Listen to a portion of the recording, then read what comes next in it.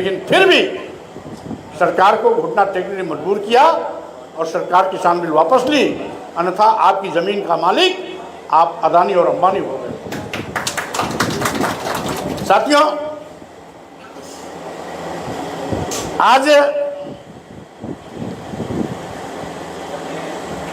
ये सरकार ग्रामीण क्षेत्र के छोटे कारोबारी हैं, व्यापारी, उनको भी कमजोर कर रही है।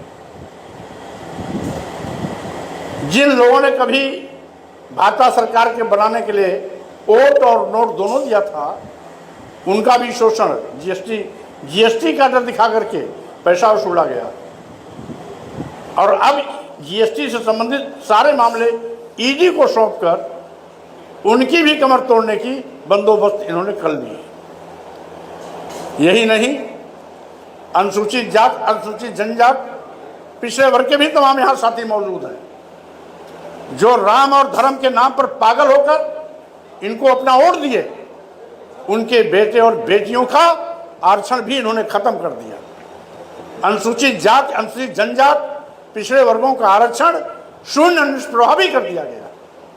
हमारे पास सारे विज्ञापन के रिकॉर्ड हैं जिसमें 23% अनुसूचित जात, अनुसूचित जनजात के आरक्षण के सापेक्ष उन विज्ञापनों में कहीं 3%, कहीं 4%, कहीं 5% आरक्षण दिया गया है।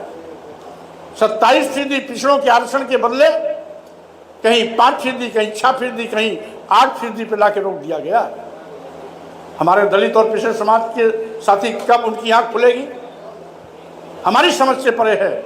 लेकिन इतना मैं जरूर कह देना चाहता हूं, भाजपा के इन पिछड़ुओं को उनकी ही संतानें आगे आने वाले दिनों में गाली भी देगी, कोसे भी कि हमारे माँ बाप इतने निकम्मे थे कि उन्होंने भाजपा की सरकार बनाकर हमारा आरक्षण छिनवा लिया, हमारे आरक्षण का खत्म करा दिया। और दलित और पिछड़े समाज के लोग अभी भी समय रहते सावधान हो जाएं। मैं यहाँ जो भी हमारे दलित पिछड़े समाज के लोग, उनकी आंख खुलनी चाहिए। अभी गोरखपुर विश्वविद्यालय में 117 पदों पर पोस्टिंग हुई, professor, reader, associate professor, assistant professor. 117 में 111 पदों पर आरएसएस के लोग हुए। 111 पद पर बाबा जी के बच्चे हुए, बाबू साहब के बच्चे हुए। 117 में 111 पद, 6 पद बचा। 6 पद में ही अनुसूचित जाति भी, अनुसूचित जनजात भी, पिछड़ी जात का भी और एक अल्पसंख्यक, यानी जिसकी आबादी 95% है, उसको 117 में 6 पद मिलता है। जिसकी आबादी 5% है, उसको 117 में 111 पद मिलता है। अंधा बाटे रेवड़ी अपन अपन का दे। हमने एक उदाहरण दिया, क्योंकि पूरे प्रदेश का ब्यौरा रखेंगे बहुत समय लगेगा। हमने एक उदाहरण दिया कि आपके बगल में गोरखपुर में क्या हुआ, उसका एक उदाहरण मिसाल दिया। आज साथियों, ये सरकार देश बेचने पर आमादा। आप जानते हो, देश की जो राष्ट्रीय संपत्ति है वो आपके खून पसीने के पैसे से बनाई गई है, उसको बेचने कोई अधिकार नहीं। लेकिन इस भाजपा सरकार ने देश के सभी बंदरगाह बेच दिए। बंदरगाह जानते हैं ना, जहां समुद्री जहाज का सामान उतरता और चढ़ता है, समुद्र के किनारे की जगह पोरबंदर, जैसे एयरपोर्ट होता है वैसे पोरबंदर बंदरगाह होता है। सभी बंदरगाह बेच दिए। किसके हाथ? अदानी और अंबानी के। सभी एयरपोर्ट दे दिया, वहां का रख रखाव, सुरक्षा, सब कुछ काम अब कौन देखेगा? पहले सरकार देखती थी, अब अदानी और अंबानी कंपनी दे दी। एयर इंडिया बेच दिया, अंबानी को दे दिया। सारे देश के रेलवे स्टेशन अदानी और अंबानी को सौंप दिया। कई दर्जन ट्रेनें भी इनको चलाने के लिए दे दिया। LIC जैसी बड़ी संस्था जिसमें कई लाख लोग काम करते हैं, उसको भी अदानी को दे दिया। ये है भाजपा सरकार। और ये सभी विभाग लाभ वाले विभाग हैं, कोई हानि वाला नहीं है। ये तो ईस्ट इंडिया कंपनी से भी बदतर है। कम से कम वो सरकारी विभाग को मजबूत बनाते थे, और ये सरकारी विभाग उद्योगपतियों को देकर सत्यानाश कर रहे हैं। इसके बावजूद भी मैं ये भी कहना चाहता हूँ,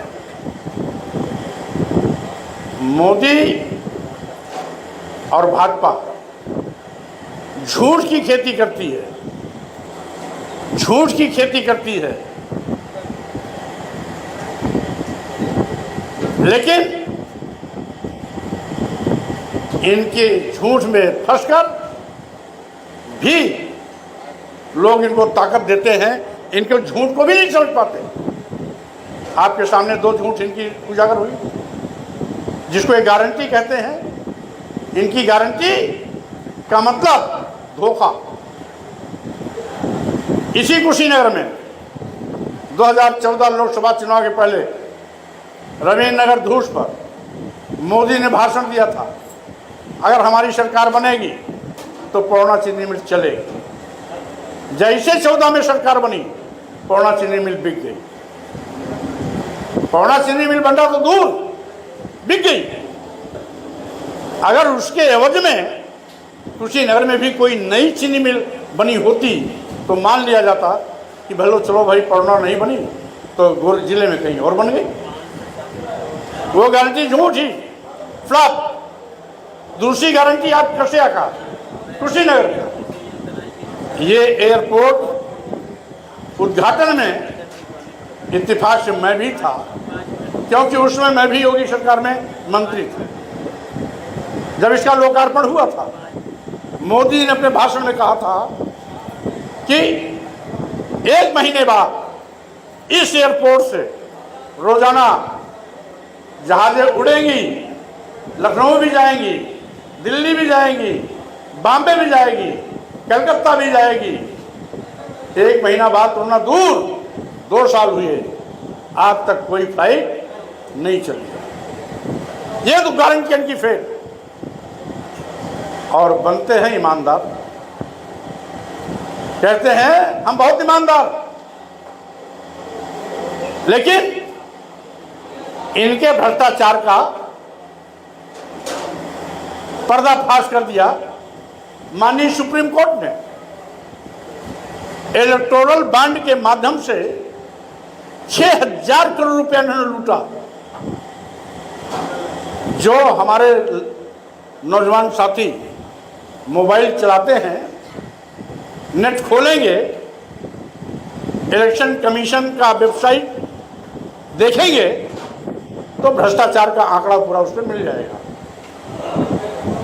माननीय सर्वोच्च न्यायालय ने इलेक्टोरल बॉन्ड द्वारा की कमाई की गई जो 6000 करोड़ रुपए का घोटाला है, उसको अवैध करार किया। 6000 करोड़ रुपए की लूट करने वाले मोदी कहते हैं हम बहुत ईमानदार हैं। अगर 6000 करोड़ का लुटेरा ईमानदार है तो भ्रष्टाचारी कौन है? अपने आप में एक सवाल पैदा करें। और साथियों, आज 1 हफ्ते पहले एक खुलासा और हुआ। नीरव मोदी भाजपा सरकार में 13,000 करोड़ रुपया लेकर भाग गया, यानी भगोड़ा साबित हुआ। 1 हफ्ता पहले अधिकारियों ने पूछताछ में जब उससे पूछा कि आपने देश क्यों छोड़ा, पत्रकार भी थे वहाँ, तो उसने कहा मैं भगोड़ा नहीं हूँ, मैं भागा नहीं हूँ, मुझे भगाया गया है। क्योंकि इस 13,000 करोड़ में मेरा हिस्सा तो 32% है। 68% पैसा भाजपा के बड़े बड़े नेताओं ने लिया है। किसी ने 100 करोड़, किसी ने 50 करोड़, किसी ने 200 करोड़, किसी ने 250 करोड़, किसी ने 500 करोड़। उसने कई नेताओं का नाम भी गिनाया।